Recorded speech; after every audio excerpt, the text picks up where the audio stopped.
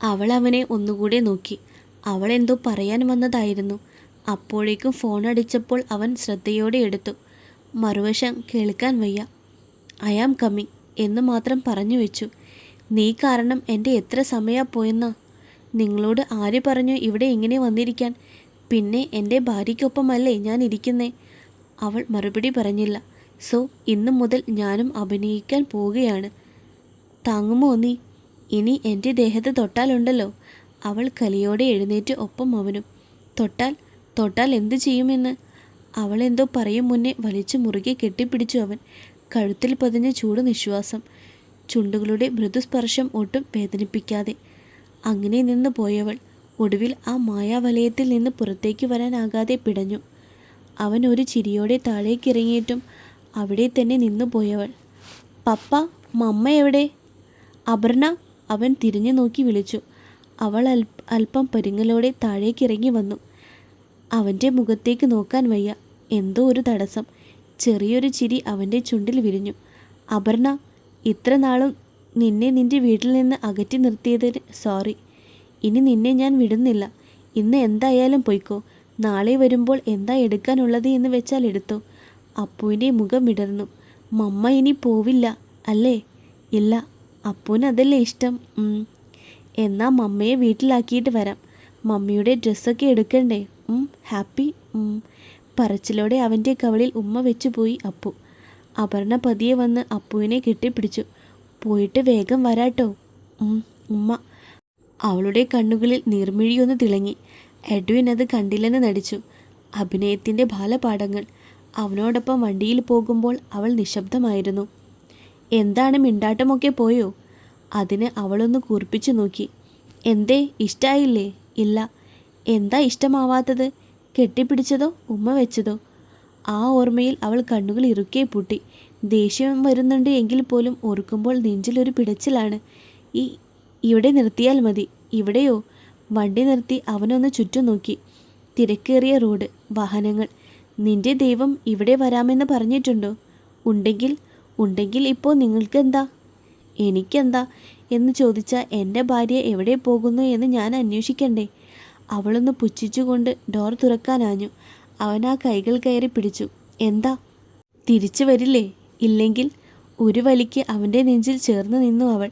നെഞ്ചിൽ ഉയർന്ന പിടപ്പ്. എന്താ? ആ ചുണ്ടുകളിൽ അമർത്തി ഉമ്മ വെച്ചു അവൻ. അവൾ അതിലലിഞ്ഞു പോയി, നേരെ ഹൃദയത്തിലേക്ക്.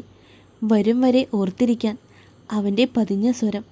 തള്ളി മാറ്റി അവനെ ഒന്ന് തറപ്പിച്ചു നോക്കിയെങ്കിലും ഇത്തവണ കണ്ണുകൾ നിറഞ്ഞില്ല എന്നത് അവളെ അമ്പരപ്പിച്ചു. അവൻ്റെ വണ്ടി അങ്ങനെ ഒഴുകിപ്പോയിട്ടും അവൾ അങ്ങനെ നിന്നുപോയി. അടുത്ത വണ്ടിയുടെ ഹോൺ കേട്ടാണ് അവൾ ഞെട്ടിയത്. വിഹാൻ, കയറു. വേഗം ഡോർ തുറന്ന് കയറി. അപ്പോൾ നാളെ തൊട്ട് നീ അങ്ങോട്ട് താമസം മാറുകയാണ്. ഇത്ര വേഗം? എന്ത് വേണേലും പറഞ്ഞോ എന്ന് പറഞ്ഞിട്ട് നീ പറഞ്ഞിട്ട് അവൻ വീണോ? ശരി, അത് വിട്. ഇനിയാണ് ശ്രദ്ധിക്കേണ്ടത്. ഞാൻ എന്താ സാർ ചെയ്യേണ്ടത്? പറയാം. അവനൊന്ന് നിശ്വസിച്ചു. പുതിയ ഡീലിന് വേണ്ടി അവൻ ഉണ്ടാക്കിയ പുതിയ പ്രോജക്റ്റിൻ്റെ ബ്ലൂ പ്രിൻ്റ്. മാറ്റം വരുത്തിയിട്ടുണ്ടെങ്കിലോ? സാരമില്ല. പിന്നെ എല്ലാ സ്വത്തുക്കളും എത്രയും വേഗം നിൻ്റെ പേരിലേക്ക് മാറ്റാൻ. അതെങ്ങനെ നടക്കും സാർ? അതിനുള്ള കളിയൊക്കെ ഞാൻ കളിച്ചോളാം. നീ അവൻ്റെ വിശ്വാസം നേടിയെടുക്കുക മാത്രം ചെയ്താൽ മതി. അതിനുവേണ്ടി ഇപ്പോൾ എന്നോട് ദേഷ്യപ്പെടണമെന്നാണെങ്കിൽ പോലും നിനക്കത് ചെയ്യാം. സാറ് പിടിക്കപ്പെട്ടാൽ അത് നോക്കേണ്ടത് നീയാണ്. അവൻ്റെ വിശ്വാസം നേടിയാൽ പിന്നെ ഇപ്പോൾ അവൻ്റെ ഭാര്യയായിരിക്കണമെന്നാണെങ്കിൽ അങ്ങനെ. സാർ, നിനക്ക് അജിത്തിൻ്റെ അടുത്തേക്ക് തിരിച്ചു പോകണോ? വേണ്ട സാർ. അവളൊന്ന് ഭയന്നു. വീണ്ടും അവൻ്റെ അടുത്തേക്ക് ആലോചിക്കാൻ വയ്യ. എന്നാൽ ഇനി നമ്മൾ തമ്മിൽ കാണില്ല. കണ്ടാൽ പരിചയം കാണിക്കാം. നിനക്കെന്നെ അറിയാമെന്ന് അവർക്കും അറിയാം. പക്ഷേ എന്നെ ഒഴിവാക്കാം, ദേഷ്യപ്പെടാം. അതെല്ലാം തനിക്ക് വിട്ട് തന്നിരിക്കുന്നു. ശരി സാർ. പുതിയ കളിക്കായി ഒരുങ്ങിക്കോളൂ കേട്ടോ. ശരി സാർ. രാത്രി. മോൻ ഉറങ്ങിയോ കുഞ്ഞേ? ഒരുപാട് സന്തോഷമായി കുട്ടിക്ക്. ആ കുട്ടി നാളെ വരില്ലേ? ചേച്ചി, എനിക്ക് കുറച്ച് കാര്യങ്ങൾ പറയാനുണ്ട്. ചേച്ചി ഇരിക്കെ. അവർ കസേര വലിച്ചിട്ടിരുന്നു. എന്താ കുഞ്ഞേ? ആതിരയെക്കുറിച്ച് അവൾ പറഞ്ഞതെല്ലാം അവൻ അവരോട് പറഞ്ഞു. എല്ലാം കേട്ട് അവരൊന്ന് നിശ്വസിച്ചു. എനിക്ക് വയ്യ. ഇനി ഇതൊക്കെ അഭിനയമാണെന്ന് എനിക്ക് ആലോചിക്കാൻ പോലും വയ്യ, സങ്കടം വരുന്നു. അപ്പുവിൻ്റെ കാര്യം ആലോചിക്കുമ്പോഴാണ്. ചേച്ചിക്ക് ഇതെല്ലാം അറിയാമെന്ന് അവൾ അറിയിച്ചോ? ഇല്ലെങ്കിൽ നാടകം കണ്ട് മടുത്തു പോകും. അവൾ നാളെ തൊട്ട് ഇവിടെ ഉണ്ടാകും. ഒരു കണ്ണ് വേണം. അപ്പുവിൻ്റെ കാര്യത്തിൽ അവളുടെ എയിം എന്താണെന്ന് എനിക്ക് ഇതുവരെ മനസ്സിലായിട്ടില്ല. അവൻ എഴുന്നേറ്റ് മുറിയിലേക്ക് പോയപ്പോൾ അവർ അങ്ങനെയിരുന്നു. നെഞ്ചിൽ അപർണയുടെ മുഖം അങ്ങനെ തെളിഞ്ഞു വന്നു. 2-3 ദിവസത്തിന് ശേഷമാണ് മഴ കണ്ണു തുറന്നത് തന്നെ. അവൾ അത്രയ്ക്ക് ഭയന്നു പോയിരുന്നു. ആർദ്ര, ഡോക്ടർ വന്നപ്പോൾ അവൾ എഴുന്നേറ്റ് നിന്നു. വർഷ ഓക്കെയാണ്. അമ്മയെ കാണണമെന്ന് പറയുന്നു. ഒന്ന് കണ്ടിട്ട് വരൂ. കരഞ്ഞു നിലവിളിക്കരുത്. ഇല്ല ഡോക്ടർ. ജയദേവനെ ഒന്ന് നോക്കിയിട്ട് അവൾ എഴുന്നേറ്റു. അകത്തേക്ക് കയറുമ്പോൾ നിറഞ്ഞ കണ്ണുകൾ അവൾ ചിമ്മിക്കളഞ്ഞു. മഴേ, അമ്മ. പേടിച്ചോ വാവേ? ഒത്തിരി. സാരല്ലാട്ടോ. ഇപ്പോൾ സുഖമായോ എൻ്റെ മഴയ്ക്ക്? അച്ഛനോ? പുറത്തുണ്ട്, കാണണോ? ഇനി ആ വീട്ടിൽ വന്നാൽ എന്നെ ഇനിയും പൂട്ടിയിടോ? അവളൊന്ന് പതറി. ആരാ എൻ്റെ മോളെ പൂട്ടിയിട്ടെ? ആരവ് ചേട്ടൻ. സാരല്ല, അവന് നല്ല അടി അമ്മ കൊടുത്തേക്കാം. ഉറക്കം വരുന്നു അമ്മ. ഉറങ്ങിക്കോ. അമ്മ ഇവിടെ ഇരിക്കാം. പതിയെ കൈയൊന്ന് തട്ടിക്കൊടുത്തു. അവൾ അങ്ങനെ ഉറക്കത്തിലേക്ക് വീണു. പുറത്തേക്കിറങ്ങുമ്പോൾ അവളുടെ ദേഷ്യം നിറഞ്ഞ മുഖം കണ്ട് ദേവനൊന്നു നിന്നു. എന്താ ആർദ്ര? ആ വീട്ടിലേക്ക് ഞാനില്ല ദേവേട്ട. അതെന്താ? അങ്ങോട്ട് വന്നാൽ ഇനിയും പൂട്ടിയിടോ എന്ന് അവൾ ചോദിച്ചപ്പോൾ എൻ്റെ ചങ്ക് പിടച്ചുപോയി. അങ്ങനെ പറഞ്ഞു അവൾ. പിന്നെ ആരവാണ് പൂട്ടിയിട്ടത് എന്ന്? ഒന്നും മൂളിയിട്ട് അവൻ എഴുന്നേറ്റു. അത് എൻ്റെ വീടാണ്. എൻ്റെ ഭാര്യയും കുഞ്ഞും ജീവിക്കേണ്ടത് എന്നോടൊപ്പം എൻ്റെ വീട്ടിലാണ്. എന്താ വേണ്ടത് എന്ന് എനിക്കറിയാം. നീ ഇവിടെ ഇരിക്കെ, ഞാൻ ഇപ്പോൾ വരാം. ദേവേട്ടാ, അവൾ അല്പം ഭയത്തോടെ വിളിച്ചു. ഇവിടെ ഇരിക്കുക ആർദ്ര, ഞാൻ ഇപ്പോൾ വരാം. ഒന്ന് മൂളിയെങ്കിലും അവൻ പോകുന്നത് ഭയത്തോടെ നോക്കി നിന്നു. പതിവില്ലാതെ ഫോണിൽ ജയദേവൻ്റെ നമ്പർ കണ്ട് എഡ്വിനൊന്ന് സംശയിച്ചു. എന്താടോ? ഒരു പ്രശ്നമുണ്ടല്ലോ. എന്ത് പ്രശ്നം? താനായിട്ടുണ്ടാക്കിയതാണ്. താനായിട്ട് തന്നെ തീർക്കാം. മോൾക്ക് എങ്ങനെയുണ്ട്? ബെറ്ററാണ്. റൂമിലേക്ക് ഷിഫ്റ്റ് ചെയ്തിട്ടില്ല. ആർദ്ര, കുഴപ്പമില്ല. മോളെ കയറി കണ്ടു. ഞാൻ എന്താ ചെയ്യേണ്ടത്? അവൻ പതിയെ എഡ്വിനോട് കുറച്ച് കാര്യങ്ങൾ പറഞ്ഞു. ശേഷം പുഞ്ചിരിയോടെ ഫോൺ വെച്ചു. അപർണ വന്നപ്പോൾ മുതൽ ശാരദയ്ക്ക് മുഖത്ത് അത്ര തെളിച്ചമില്ല. മിണ്ടുന്നുണ്ട്, ചിരിക്കുന്നുണ്ട്, പക്ഷേ എവിടെയോ ഒരു അകൽച്ച. എന്താ ചേച്ചി ഒരു മാറ്റം? എനിക്കെന്ത് മാറ്റം? ഉണ്ട്, എന്നോടെന്തോ അകൽച്ച പോലെ. അങ്ങനെ തോന്നിയോ ഇയാൾക്ക്? അത്രയെങ്കിലും ചെയ്യണ്ടേ ഞാൻ? വേണ്ടേ? അവൾ മിണ്ടിയില്ല. മനസ്സിലൊന്ന് വെച്ച് പുറത്ത് വേറെ കാണിക്കാൻ എനിക്കറിയില്ല. ഞാനതിനെന്ത് ചെയ്തു എന്നാ? തനിക്കറിയില്ലേ? അവളുടെ മുഖം കുനിഞ്ഞുപോയി. ചതിയാകാം. ഇത് ഇത്തിരി ഇല്ലാത്ത കുഞ്ഞിനെ കാട്ടി കൊതിപ്പിച്ചിട്ടാകരുത്. അവളുടെ കണ്ണുകളൊന്ന് നിറഞ്ഞു. വിഹാൻ എന്താണ് കുട്ടിയോട് പറഞ്ഞിരിക്കുന്നത് എന്ന് എനിക്കറിയില്ല, അറിയുകയും വേണ്ട. പക്ഷേ എൻ്റെ അപർണമോളായിട്ട് അഭിനയിക്കാൻ വരുമ്പോൾ അവളെക്കുറിച്ചെങ്കിലും അറിഞ്ഞിരിക്കണ്ടേ? ശരിയാണ്, അപർണയെക്കുറിച്ച് തനിക്കൊന്നും അറിയില്ല. അവൾ ആരായിരുന്നു എന്നറിയാമോ തനിക്ക്? ഞങ്ങളുടെ ലോകം, ഞങ്ങളുടെ ശ്വാസം. അവൾ പോയപ്പോൾ ആ നാട്ടിൽ നിന്ന് ഓടിപ്പോയവനാണ് എൻ്റെ എഡ്വിൻ. രാത്രിയിൽ ഉറങ്ങാതെ, ഉറക്കം വരാതെ. നിന്റെ ദൈവം, നിന്റെ വിഹാൻ സാർ പറഞ്ഞ ഒരു കള്ളം അല്ല, സത്യം തന്നെ. പക്ഷേ അതേറ്റത് ഗർഭിണിയായിരുന്ന എൻ്റെ അപർണമോളെയായിരുന്നു എന്ന് അവൻ ഓർത്തില്ല. അവൾ പകച്ചുകൊണ്ട് അവരെ നോക്കി. വിഹാൻ സാർ അങ്ങനെ ചെയ്തു എന്ന് വിശ്വസിക്കാൻ പ്രയാസം തോന്നി. താൻ കണ്ടതിൽ വെച്ച് ഏറ്റവും ജെന്റിൽമാനാണ് ആള്. എന്നിട്ട് അവളുടെ നിറഞ്ഞൊഴുകിയ രക്തം എൻ്റെ അപ്പുവിനെ തിരികെ കിട്ടുമോ ഇല്ലയോ എന്നറിയാതെ അവസാനം അവനെ മാത്രം ഞങ്ങൾക്ക് തന്നിട്ട് പോയവൾ. അവരുടെ കണ്ണുകൾ നിറഞ്ഞൊഴുകി. അവൾക്ക് പകരമാണോ നീ? നിനക്ക് കഴിയുമോ അതിന്?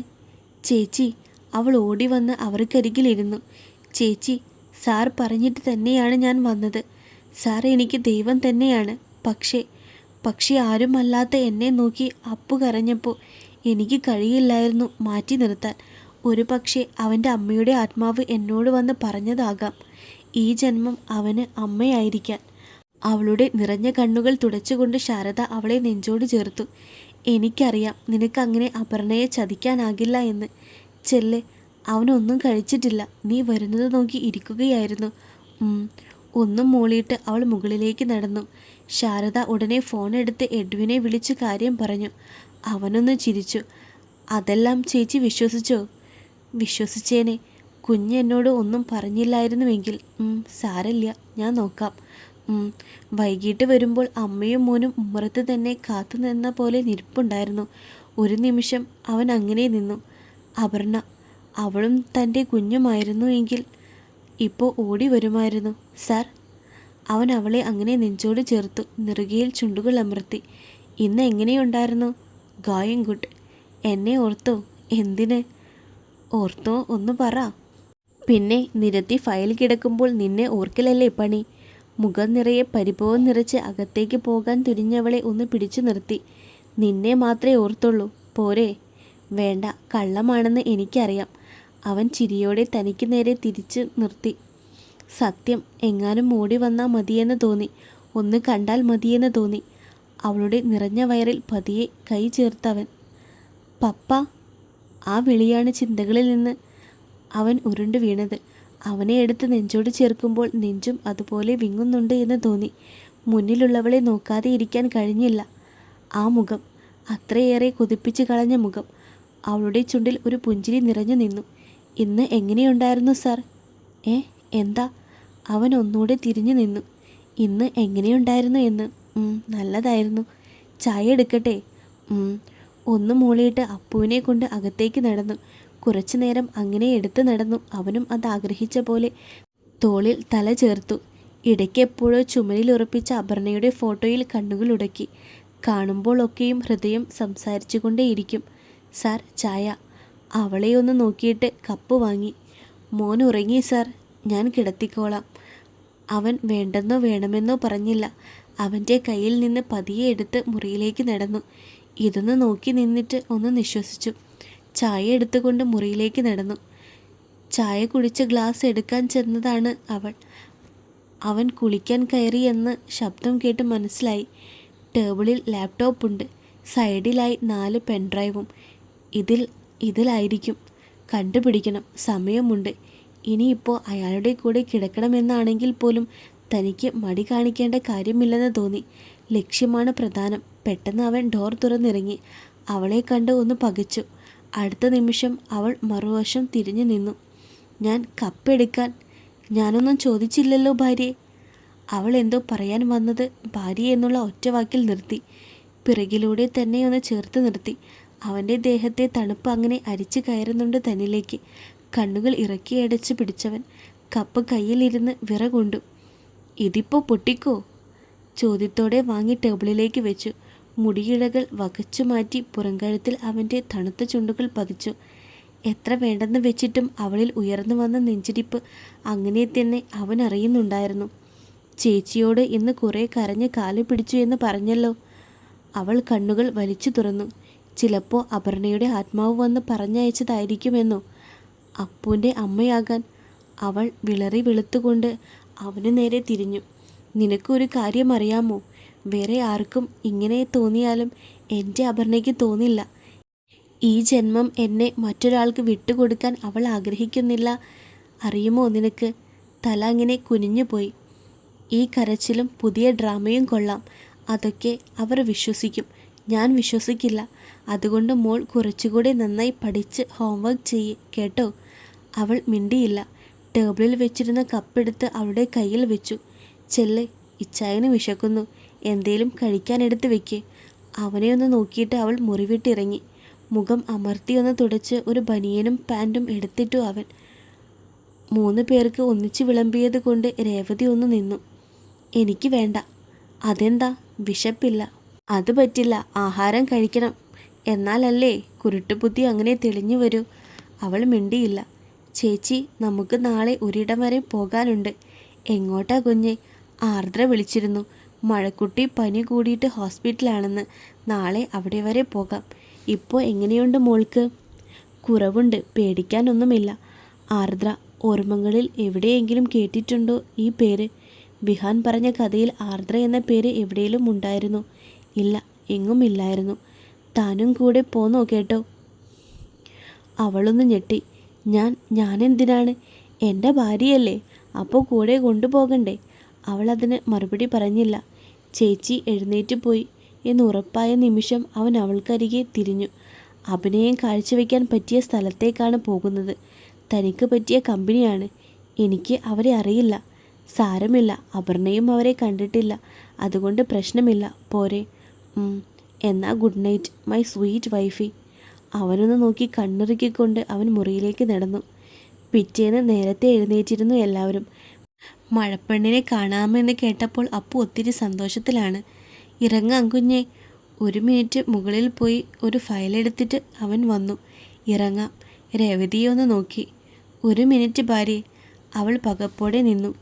ഇതിപ്പോൾ ചുറ്റും നോട്ടമൊന്നുമില്ല ഇയാൾക്ക്. ഇങ്ങനെയാണോ വരുന്നേ? അവൾ സ്വയം ഒന്ന് നോക്കി. ഒരു പച്ച സാരി ഭംഗിയായി തന്നെ ചുറ്റിയിട്ടുണ്ട്. എന്താ? വന്നേ. കൈപിടിച്ച അപർണയുടെ ഫോട്ടോയ്ക്ക് മുന്നിൽ. എന്താ കാര്യമെന്ന് മനസ്സിലാവാതെ നിന്നവൾ മുന്നിൽ അവൻ താലിമാല പോക്കറ്റിൽ നിന്നും എടുത്തു കെട്ടി കൊടുത്തു. നെറുകയിൽ അല്പം സിന്ദൂരവും.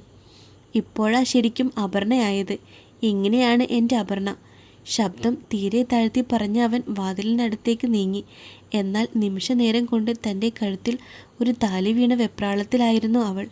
വിശ്വസിക്കാനും വിശ്വസിക്കാതെ ഇരിക്കാനും. അപർണ വരുന്നില്ലേ?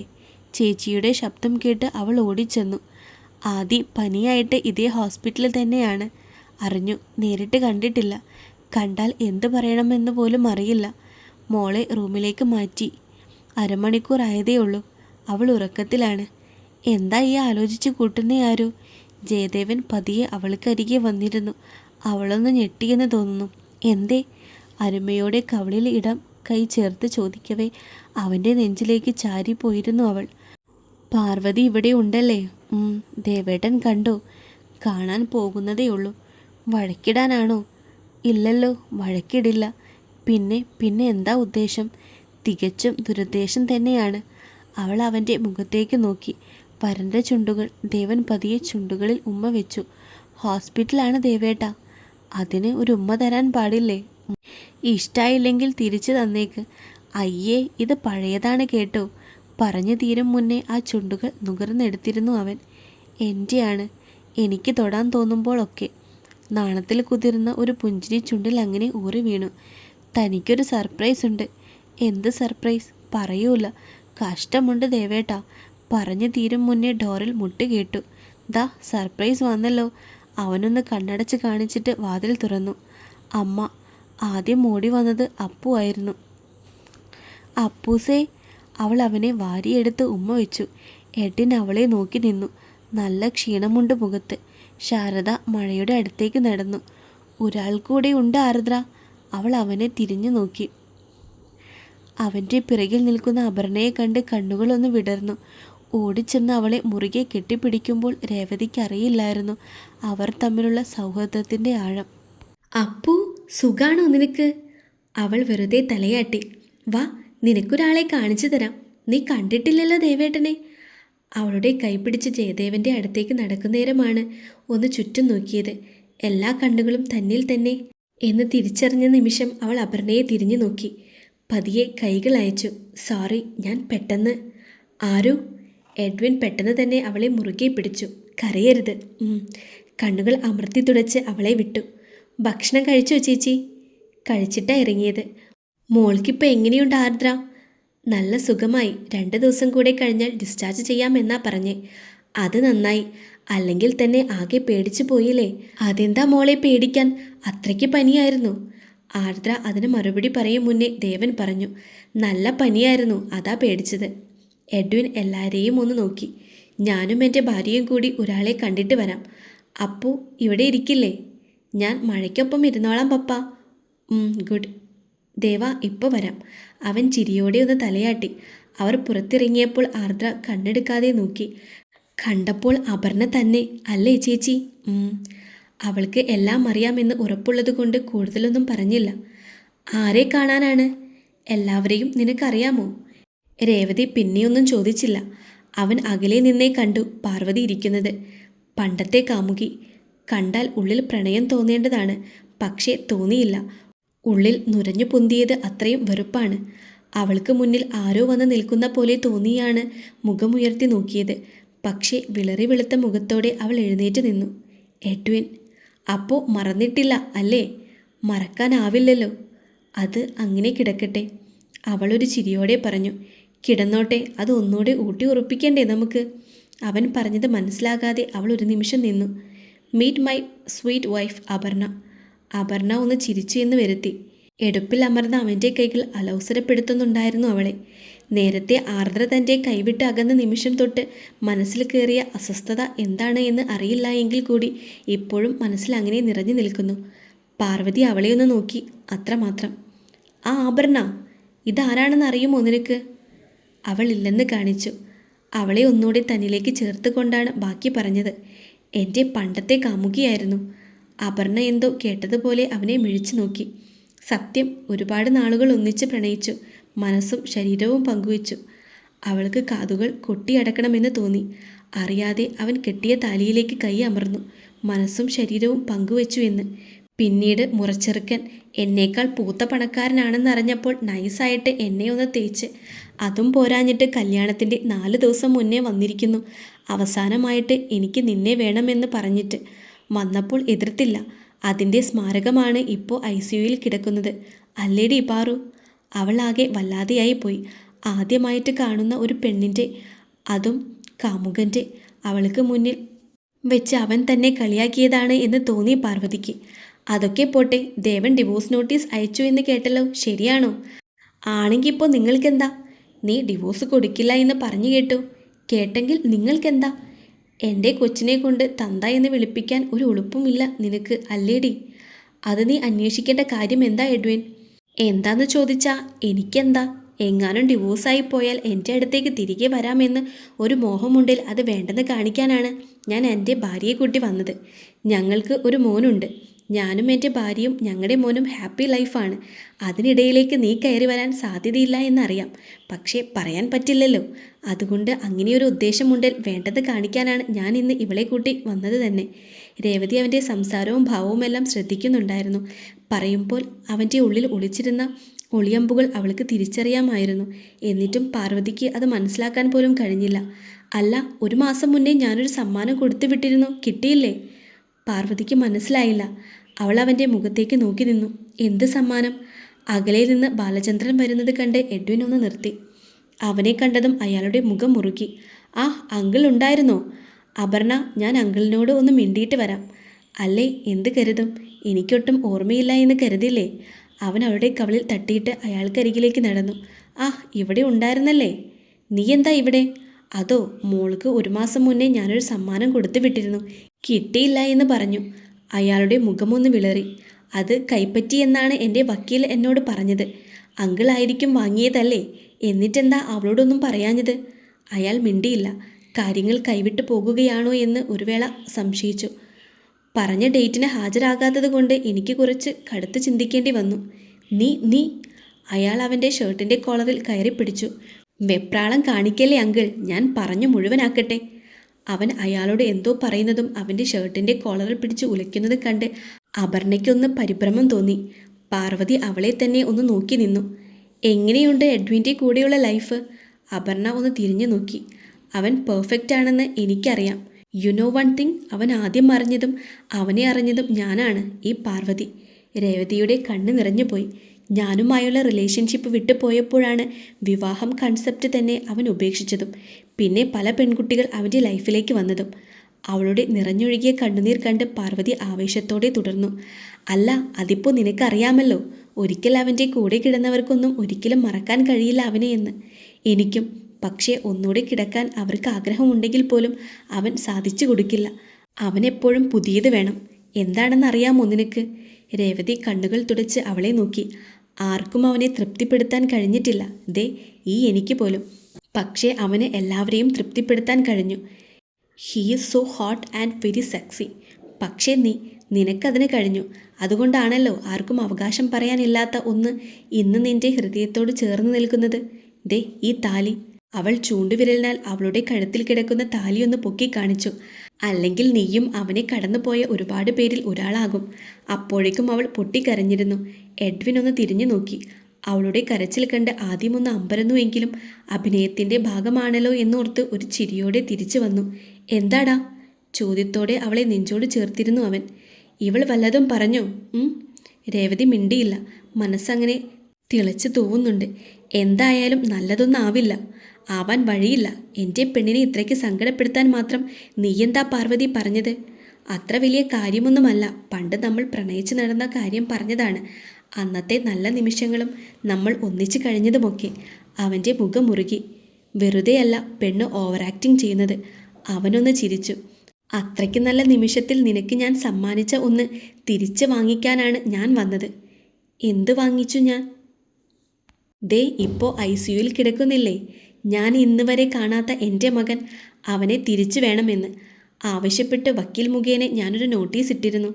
അവളൊന്ന് പതറി. നിന്റെ അച്ഛനാണ് അത് വാങ്ങിയത്. അതിൽ ഒരു ഡേറ്റിൽ നിന്നോട് ഹാജരാകാൻ പറഞ്ഞിരുന്നു. അതും ചെയ്തില്ല. സോ ഇതെങ്കിലും നിനക്ക് നേരിട്ട് തരാനാണ് ഞാൻ ഇപ്പോൾ വന്നത്. കയ്യിലിരുന്ന കവർ അവൾക്ക് നേരെ നീട്ടി. ഇതിൻ്റെ ഒരു കോപ്പി ഡോക്ടർക്ക് കൊടുത്തിട്ടുണ്ട്. എൻ്റെ മകനാണ് അവനെന്ന് തെളിയിക്കാനുള്ള DNA ടെസ്റ്റ് ചെയ്യാനുള്ള കോടതിയുടെ അനുമതി. എന്തായാലും ഈ കുഞ്ഞ് എൻ്റേതാണെന്ന് നീ സമ്മതിച്ചല്ലോ.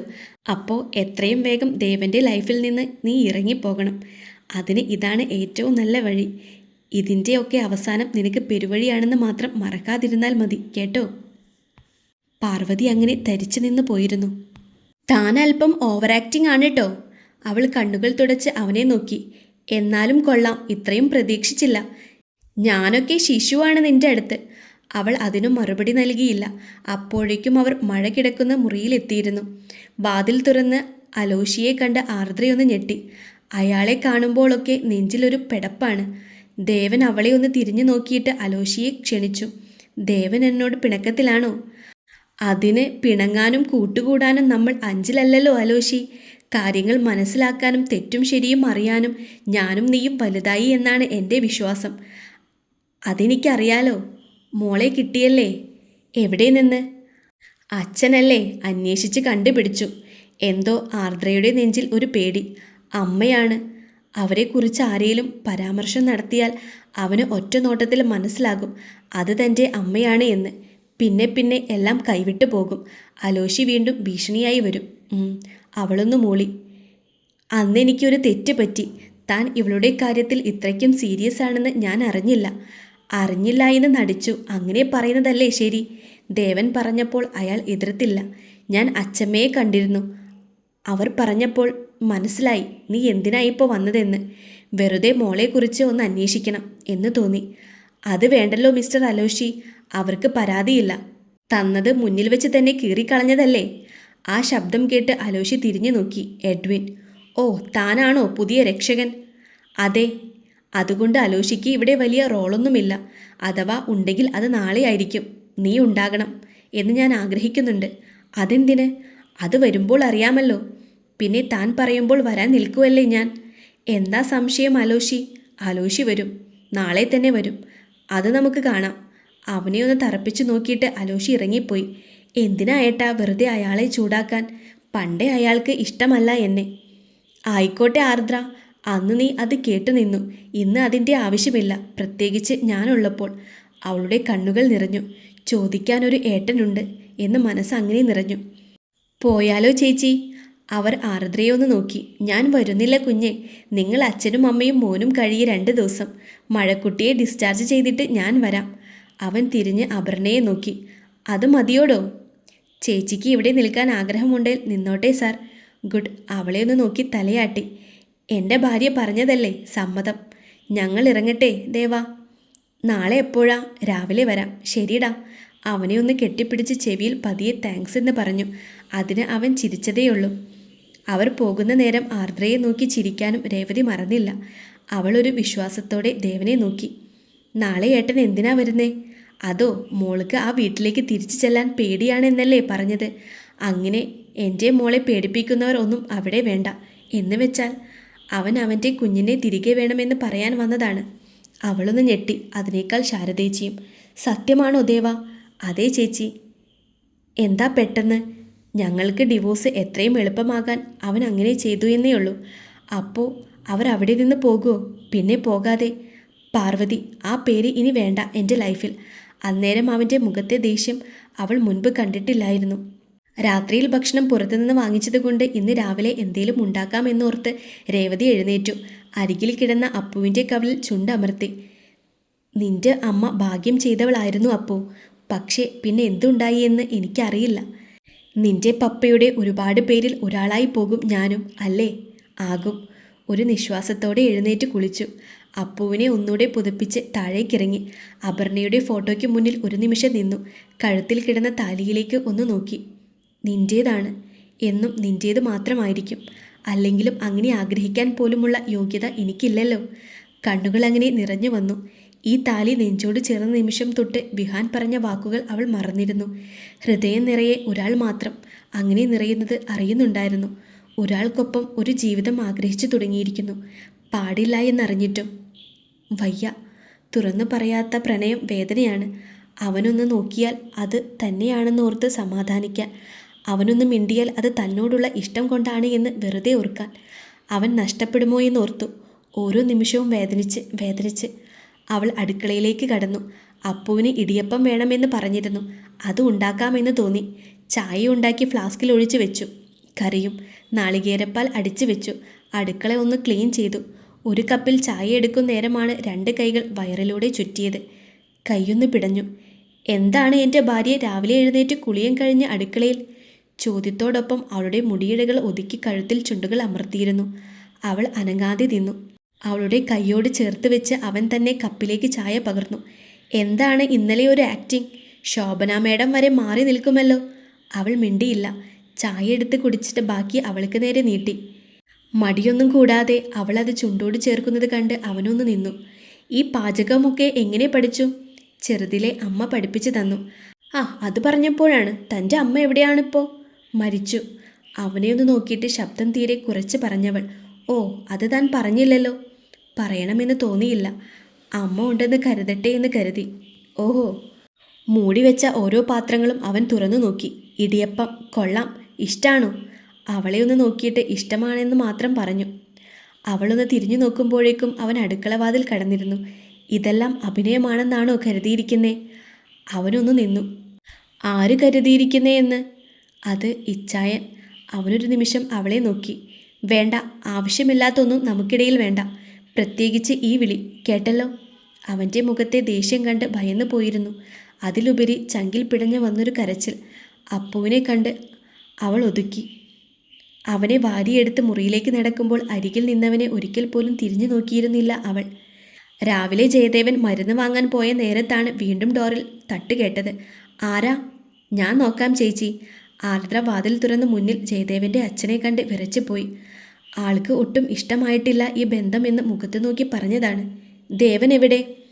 മരുന്ന് വാങ്ങിക്കാൻ. ഒന്ന് മൂളിയിട്ട് കസേരയിലിരുന്നു. ഇത് ശാരദയാണ്, എഡ്വിൻ സാറിൻ്റെ ആൻറ്റിയാണ്, അച്ഛൻ്റെ സഹോദരി. അവൾ പെട്ടെന്ന് കണ്ണു വിടർത്തി ആർദ്രയെ നോക്കി. ആ സ്ഥാനം ഒരിക്കലും ആഗ്രഹിച്ചിട്ടില്ല. ജോലിക്കാരിയല്ലേ? ഓ, അത് ശരി. എനിക്ക് ആർദ്രയോട് കുറച്ച് കാര്യങ്ങൾ സംസാരിക്കണമായിരുന്നു. അവരെ ഒന്ന് നോക്കിയിട്ട് തന്നെയാണ് ശിവശങ്കർ പറഞ്ഞത്. ഞാൻ ചായ വാങ്ങിയിട്ട് വരാം ആർദ്ര എന്ന് പറഞ്ഞിട്ട് ഫ്ലാസ്ക് എടുത്ത് നടന്നു. അവൾക്ക് വേണ്ടെന്ന് പറയണമെന്നുണ്ടായിരുന്നു. പക്ഷേ അച്ഛൻ എന്താണ് പറയാനുള്ളത് എന്നറിയാതെ അവൾ അയാളെ നോക്കി നിന്നു. ആർദ്ര ഇരിക്കെ. വേണ്ട സാർ. ഞാൻ ജയദേവൻ്റെ ആരാണെന്ന് അറിയാമോ?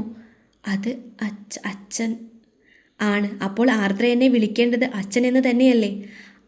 അത് പിന്നെ ഇഷ്ടമാവോ എന്നറിയാത്തത്. ദേവൻ തൻ്റെ കാര്യം എന്നോട് പറഞ്ഞിട്ടില്ല, ഇതുവരെ പറഞ്ഞിട്ടില്ല. ഞാനത് അറിഞ്ഞിട്ടുമില്ല. അവൾ മിണ്ടാതെ അയാൾ പറയുന്നത് ശ്രദ്ധിച്ചു കേട്ടു. തൻ്റെ കാര്യങ്ങൾ എല്ലാവർക്കും അറിയാമായിരുന്നു അല്ലേ? അറിയില്ല. അച്ഛമ്മയ്ക്കറിയാമായിരുന്നു. അമ്മയ്ക്കറിയാമായിരുന്നു. എന്നിട്ട് എന്തേ എന്നോടാരും ഇതേക്കുറിച്ച് പറഞ്ഞില്ല? അറിയില്ല. അമ്മ എന്താ പറഞ്ഞേ തന്നോട്? അത് ദേവേട്ടൻ്റെ പെണ്ണായി വരാമെന്ന് കരുതേണ്ടെന്ന്, അതിനുള്ള യോഗ്യതയില്ലെന്ന്, അവൻ്റെ പെണ്ണ് പാർവതിയാണെന്ന്. അയാളൊന്ന് നിശ്വസിച്ചു. യോഗ്യത? മറ്റൊരാളിൻ്റെ കുഞ്ഞിനെ വയറ്റിൽ ചുമന്ന് എൻ്റെ ദേവൻ്റെ ജീവിതത്തിലേക്ക് കയറി വന്നവൾ. എന്താണ് അവളുടെ യോഗ്യത? അമ്മ ഉണ്ടായിരുന്നുവെങ്കിൽ ഇപ്പോൾ നിന്റെ കാലിൽ വീണ് മാപ്പ് ചോദിക്കുമായിരുന്നു. അതുകൊണ്ട് മോള് ക്ഷമിക്ക്. അച്ഛൻ അറിഞ്ഞില്ല. അറിഞ്ഞിരുന്നുവെങ്കിൽ ഇത്ര നാളും അകന്നു കഴിയേണ്ടി വരില്ലായിരുന്നു. അച്ഛാ, ക്ഷമയൊന്നും ചോദിക്കല്ലേ. അവൾ അയാളുടെ കൈ പിടിച്ചു. എൻ്റെ മകൻ്റെ ഭാര്യയും അവൻ്റെ കുഞ്ഞും താമസിക്കേണ്ടത് അവൻ്റെ വീട്ടിലാണ്. നാളെ ഡിസ്ചാർജ് ചെയ്താൽ വീട്ടിലേക്ക് വരൂ. അച്ഛൻ അവിടെ ഉണ്ടാകും. അത് പിന്നെ ജിയ. ഇങ്ങോട്ട് വരും മുന്നേ ദേവനെ കണ്ടിട്ടാണ് ഞാൻ വന്നത്. അവനെല്ലാം പറഞ്ഞു. അവൾ അവിടെ ഉണ്ടാകില്ല. അച്ഛാ, മോളിരിക്കെ. എനിക്ക് കുറച്ച് കാര്യങ്ങൾ കൂടെ പറയാനുണ്ട്. മഴക്കരികിൽ ബെഡിലിരുന്ന് അവൾ അച്ഛനെ നോക്കി.